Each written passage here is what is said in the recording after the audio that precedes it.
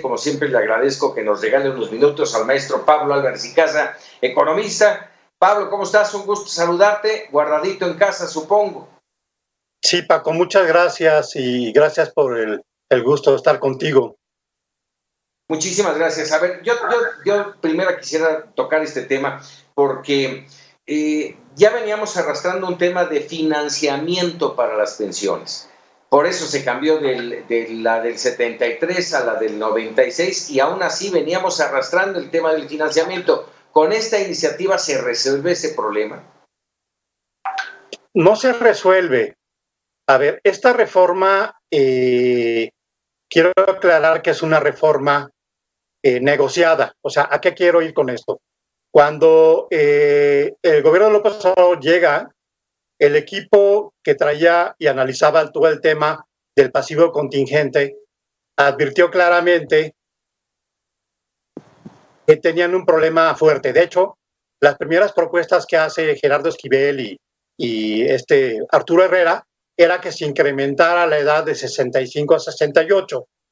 El presidente automáticamente le dijo, no, por ahí no va, porque eso implica obviamente ir en un esquema que el presidente no quería. Nosotros tomamos una reforma en el 97 que recogía, digamos, el modelo chileno, que eran cuentas individuales. Pero la reforma del 97 dejó viva los derechos de quienes venían trabajando en el sector privado, en el Seguro Social, previamente. Entonces, si tú entrabas a trabajar un mes antes de que se aplicara la nueva ley, todavía tenías derecho a la reforma del Seguro Social. Y eso evidentemente tenía un pasivo contingente muy fuerte para el gobierno. De hecho, era tan preocupante el asunto que la OCDE hizo un estudio en 2016 donde proponía ir a un esquema negociado porque veían que esto era una presión fiscal a largo plazo muy fuerte, ¿no? Entonces, cuando viene el cambio de gobierno, comienzan a surgir muchas iniciativas de algunos diputados y senadores de Morena que incluso proponían regresar al esquema previo, pero evidentemente eso fiscalmente no era sostenible. El presidente estuvo presionando muy fuertemente a los empresarios y les dijo, a ver, si ustedes no aportan más, yo voy a regresar al esquema anterior. Entonces, evidentemente, ante esa amenaza, el Consejo Coordinador Empresarial dijo, está bien, vamos a hacer una aportación mayor, pero respetando las reglas del juego que establecimos en el 97. En ese sentido, la reforma que se presentó el 22 de julio, que no ha sido formalmente presentada, como bien dices en la cápsula informativa previa, plantea tres grandes temas, ¿no? Una es reducir el número de semanas para que la gente pueda tener una pensión, sobre todo mujeres que interrumpen su parte laboral, la mayor aportación del sector privado, pero en un proceso progresivo, porque en este momento no hay condiciones por la crisis económica que estamos viviendo. Y la tercera tendría que ver con establecer un monto mínimo de garantía, ¿no? Creo que la reforma está bien presentada y es una buena negociación. De hecho, si tú me dijeras en términos de economía política, creo que el presidente sale ganando, porque no revienta el esquema que ya teníamos, que estaba en una situación muy complicada, pero compromete a los empresarios a que hagan una aportación mayor. Ahora, esto no implica que resolvamos el problema, porque mucha gente prefiere tener, obviamente, el régimen previo a un monto mayor de ahorro. Eso está reconocido por todo el mundo. De hecho, la OCDE decía que ese es parte del problema del pasivo contingente que tiene el gobierno federal. En conclusión, sí. Digo, en conclusión son tres cosas. Es una reforma que tampoco cambia radicalmente las condiciones previas, le permite a la gente retirarse muy a futuro con ciertas condiciones mejores, sobre todo para la gente que que ya está bajo el mandato de la ley del 97, sí mejora un poco esas condiciones. Digamos, la tasa de reemplazo sube al 40%, lo cual es un avance importante. Segundo, el gobierno logra que el sector privado haga una aportación mayor, entonces también sale ganando el gobierno en este sentido, pero no resolvemos el problema de los montos tan bajos de las pensiones, porque mucha gente puede decir, bueno, ya tengo mujeres, por ejemplo, personas que han trabajado por honorarios, ya puedo retirarme con 750 semanas. La bronca es que los montos de esas pensiones siguen siendo muy bajos. Muy bajos, muy bajos. Me llamó la atención, Pablo, hace un momento que mencionaste, ok, dijeron los empresarios, ok, le entramos, vamos a meterle más dinero, pero regresamos a las condiciones de la ley 73. Y aquí te pregunto por qué... No, al contrario, los empresarios no quieren regresar a las condiciones del 73, porque hay mucho dinero invertido en las sociedades de inversión. Ojo. Exactamente. A ver, ahora, en ese punto, la carga para los empresarios, para las empresas, es fuerte, sube mucho, y no hay alicientes fiscales para reducir esa carga. Sí, pero Paco, tampoco nos hagamos dramatismo, porque los incrementos van a ser muy paulatinos. Sí. Y los montos no son tan significativos porque van incrementándose para los sueldos más altos. Si tú ves el esquema de sueldos que tiene registrado el Seguro Social, se concentra en los montos más bajos. En realidad no hay un impacto tampoco tan escandaloso para el sector privado. Por eso fue que el Consejo Coordinador dijo, vamos con la reforma.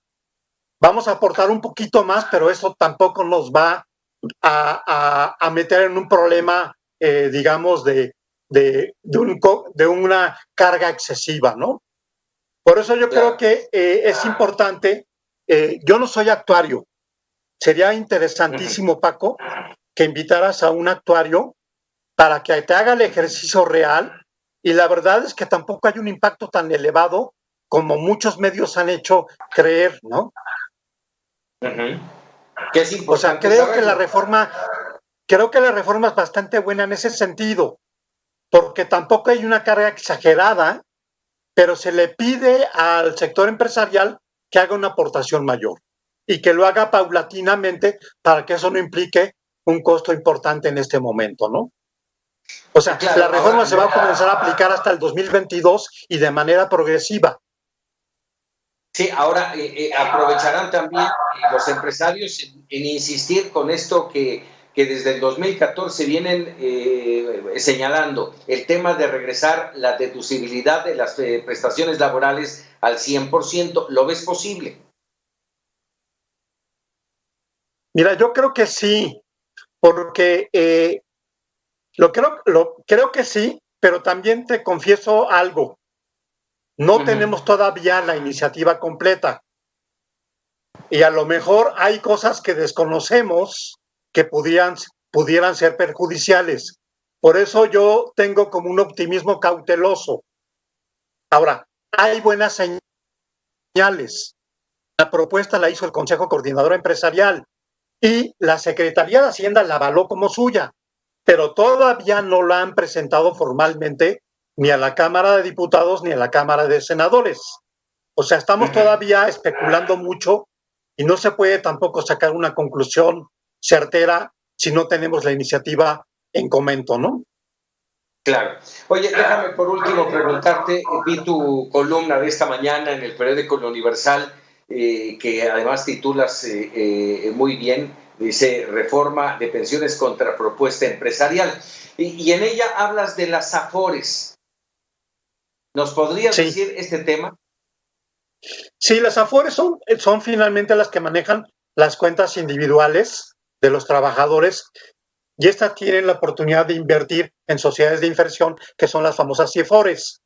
Aquí la bronca que ha habido es que ha habido inversiones que han sido riesgosas. Por ejemplo, algunas AFORES invirtieron en el nuevo aeropuerto de la Ciudad de México que déjame decirte que era una excelente inversión cuando se planteó el asunto en el 2014. Lo que no contábamos es que iba a haber un cambio de gobierno y que el nuevo gobierno iba a cancelar ese proyecto. Entonces, lo que planteo yo un poco en mi columna es, a ver, aguas con esos dos temas, de que de repente inversiones que eran muy buenas pueden ser inversiones por una decisión política, o que la nueva reforma que nos quieren plantear nos obliga a invertir el ahorro de los trabajadores en proyectos de baja rentabilidad como Dos Bocas o como el Tren Maya. Y ahí es donde yo creo que hay un punto de alerta muy fuerte, porque esos proyectos no tienen una rentabilidad elevada, ¿no? Y ese es un punto que preocupa mucho, porque no sabemos si hay alguna propuesta de reforma que sí lo esté contemplando. ¿Por qué lo digo, Paco? Porque el Ejecutivo metió una reforma el 23 de enero del 2019 y esa reforma todavía no acaba de aprobarse. Ya la aprobó la Cámara de Diputados, pero todavía el dictamen está pendiente en la Cámara de Senadores. Lo que esperaríamos es que esta nueva reforma que propone el Consejo Coordinador Empresarial ponga más claridad en este tema. O sea, que los comités de inversión no se vean presionados por factores políticos a invertir los recursos de los trabajadores en proyectos de baja rentabilidad, sino más bien dicho que sean proyectos inspirados por objetivos políticos y no por objetivos económicos de rentabilidad. Porque entonces sí se pondría en riesgo el ahorro de los trabajadores. Sí. Los rendimientos y el ahorro, por supuesto. Pablo Álvarez y Casa, como siempre, agradecido en estos minutos para Mega Noticias TVC. El agradecido soy yo, Paco, y creo que sí habría que hacer un estudio actuarial cuando tengamos la reforma ya en papel para poder hablar con datos más duros, ¿no? Claro que sí. Te agradezco mucho el comentario. Muchas gracias, Pablo. Al contrario, buenas noches al auditorio. Muchas gracias, muy buenas noches. Pablo Álvarez y Casa, en este tema que finalmente es fundamental.